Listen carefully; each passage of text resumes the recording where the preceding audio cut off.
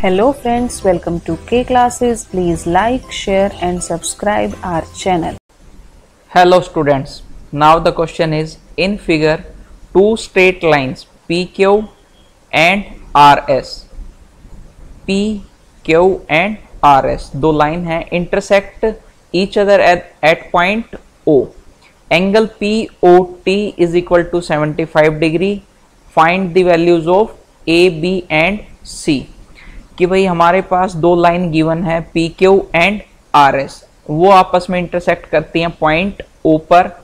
Angle POT हमें 75 degree given है और इसी फिगर में हमारे पास ये एंगल्स भी गिवन है कि POR is equal to 4B, ROQ is equal to 2C, QOS is equal to A, SOT is equal to B. तो ये सब एंगल्स हमें गिवन है.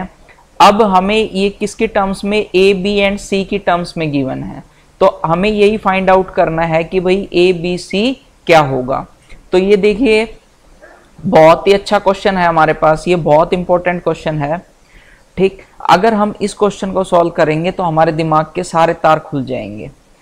ठीक, इस चैप्टर में दो हमारे पास मेन, एक लीनियर पेयर थ्योरम थी, एक वर्टिकली अपोजिट एंगल थ्योरम.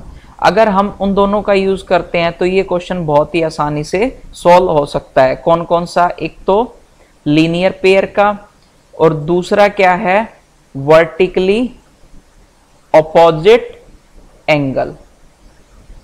तो हम इन दोनों की बात करते हैं. ठीक, तो जैसे जैसे जो जो हमारे पास गिवन है हम वो लिखते रहते हैं. कुछ इक्वेशंस बनेंगी, हम उसको फर्दर सॉल्व करेंगे तो हमारे पास A, B एंड C की वैल्यू निकल जाएगी. तो स्टार्ट करते हैं PQ से. PQ हमारे पास क्या है, एक लाइन है, लाइन PQ. ठीक, जब ये एक लाइन है तो इसके ऊपर जो भी एंगल बनेंगे हमारे पास वो लीनियर पेयर होगा. अब लेफ्ट में देख लेते हैं, इसके दो एंगल बने POR जिसकी वैल्यू हमारे पास क्या है 4B. ठीक, क्या है 4B. प्लस में एंगल ROQ जिसकी वैल्यू हमारे पास क्या है 2C इज इक्वल टू क्या होगा हमारा 180. ये क्यों होगा, लीनियर पेयर. अब यही तो हम बात कर रहे थे, क्या होगा ये लीनियर पेयर. तो इसकी वजह से हो गया. ये इक्वेशन हमने मान ली फर्स्ट, इक्वेशन फर्स्ट आ गई हमारे पास. अब यही PQ लाइन थी तो एक तरफ हमने लेफ्ट साइड में देख लिया कि दो लीनियर पेयर हैं तो इनका सम हमारे पास ये आ गया. अब दूसरी साइड में अगर हम बात करें POS कि angle POS plus angle SOQ ये भी क्या होगा 180 डिग्री. ठीक, ये भी क्यों होगा, लीनियर पेयर की वजह से होगा हमारे पास.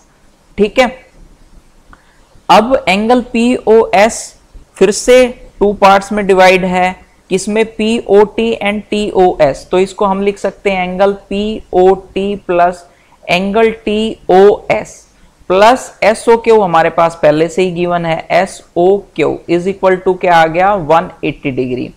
तो POT की वैल्यू हमें गिवन है क्या 75 डिग्री प्लस TOS की वैल्यू हमें गिवन है B प्लस SOQ की वैल्यू गिवन है A is equal to 180 degree. तो ये दो इक्वेशन होगी हमारे पास. इन दो इक्वेशन को अगर हम सॉल्व करें तो इक्वेशन A में वेरिएबल आए B और C जो अननोन है हमारे पास, और सेकंड इक्वेशन में हमारे पास आए A और B. तो टोटल वेरिएबल तो हमारे पास अननोन क्या है A, B, C तीन चीजें, लेकिन इक्वेशन हो गई दो, तो ये तो हमारे पास सॉल्व नहीं कर सकते. तो चलिए और देखते हैं, ये लीनियर पेयर की वजह से हो गया, और सोचते हैं इसके बारे में क्या हो सकता है. एक हो सकता है हमारे पास कि भाई अगर PQ और RS इंटरसेक्ट कर रहे हैं कहां पर, पॉइंट O पर. ठीक, तो ये वर्टिकली अपोजिट एंगल बनाएंगे और वर्टिकली अपोजिट एंगल हमेशा क्या होते हैं, इक्वल. तो यहां से हमें क्या मिल सकता है कि PQ and RS are intersect at point O. तो यहां से हम क्या लिख सकते हैं कि भाई वर्टिकली अपोजिट एंगल बने कौन कौन से, एक तो हम ROQ is equal to POS. ठीक, तो ये हो सकता है. दूसरा क्या हो सकता है, ROP is equal to SOQ. तो ये हमारे पास आसान रहेगा ना। तो ये वाला हम देखते हैं कि वही angle R O P is equal to angle क्या लिख सकते हैं, क्यू ओ एस लिख दो या एस ओ क्यू लिख दो, एक ही बात है। ये क्यों है, क्योंकि ये वर्टिकली ऑपोजिट एंगल हो गए हमारे पास, ऑपोजिट एंगल्स। ठीक, तो अब आर ओ पी की वैल्यू हमें गिवन है क्या, R O P 4b is equal to Q O S, Q O S क्या है हमारे पास, ए। तो ये इक्वेशन आ गई हमारी थर्ड इक्वेशन। ठीक, अब यहां से क्या हो सकता है कि ए की वैल्यू हम क्या पुट कर सकते हैं, 4b। ठीक, तो फ्रॉम इक्वेशन 2 हमें क्या मिल सकता है, फ्रॉम इक्वेशन 2 कि भाई हमने ए की वैल्यू 4b पुट कर दी। तो लेफ्ट हैंड साइड क्या था, 75 डिग्री प्लस b, हमारे पास b आ गया, a की जगह हमने क्या लिख दिया, 4b is equal to 180 degree. Okay, तो नेक्स्ट हमारा क्या आ गया, 4 और 1, 5b लेफ्ट में, 5b is equal to 180 minus 75, 105। तो b की वैल्यू हमारे पास कितनी आ गई, 21 डिग्री। ठीक, तो यहां से b हमने निकाल लिया, क्या आया, 21 डिग्री। तो एक तो हमारे पास जो अननोन था वो आ गया, अब a और c और निकालना है। ठीक, तो b हमारे पास आ गया। अगर हम बात करते हैं फ्रॉम इक्वेशन 3, फ्रॉम इक्वेशन 3, तो b की वैल्यू हमें पता चल गई, a की हम यहां से फाइंड आउट कर सकते हैं। क्यों, a is equal to 4b है, 4 इंटू 21, तो यहां से a की वैल्यू हमें क्या मिल जाएगी, 84 डिग्री। तो a की वैल्यू भी फाइंड आउट होगी। अब हमें क्या चाहिए, c।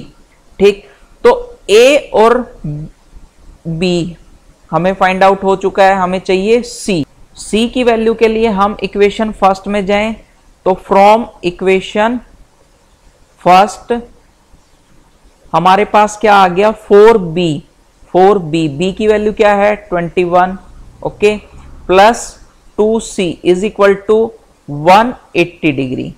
तो यहां पर हमारा 2c is equal to 180 minus 84 is equal to 2c is equal to हमारे पास क्या आ जाएगा, 96। तो c हमें क्या मिलेगा यहाँ पे, 48 डिग्री। तो हमें तीन वैल्यू फाइंड आउट करनी थी, a, b and c।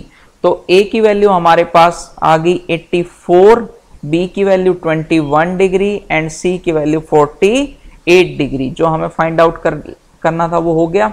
Okay, thank you.